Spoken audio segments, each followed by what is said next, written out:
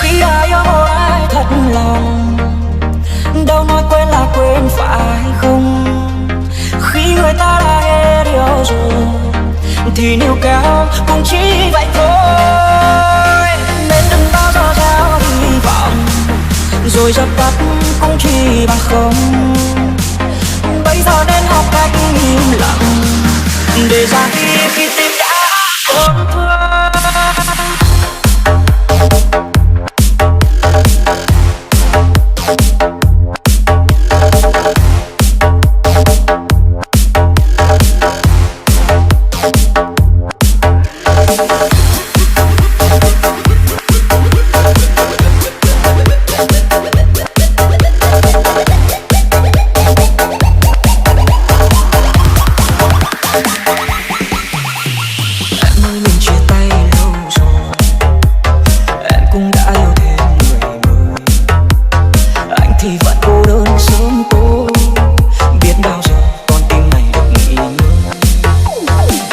Giữa bao tố cuộc đời, nước mắt cũng đã rơi nhiều rồi. Cô đơn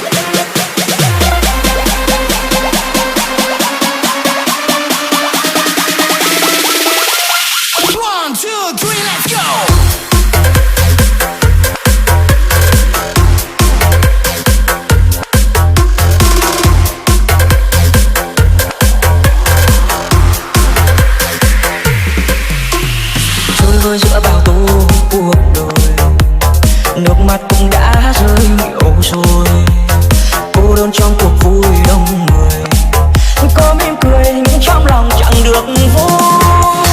Khi đã yêu một ai thật lòng, đâu nói quên là quên phải không? Khi người ta đã hết yêu rồi thì níu kéo cũng chỉ vậy thôi. Nên đừng bao giờ gieo hy vọng rồi dập tắt cũng chỉ bằng không. Bây giờ nên học cách im lặng để ra đi khi tim đã tổn thương. Khi đã yêu một ai thật lòng, đâu nói quên là quên phải không? Khi người ta đã hết yêu rồi thì níu kéo cũng chỉ vậy thôi. Nên đừng bao giờ gieo hy vọng rồi dập tắt cũng chỉ bằng không. Bây giờ nên học cách im lặng để ra đi khi tim đã tổn thương.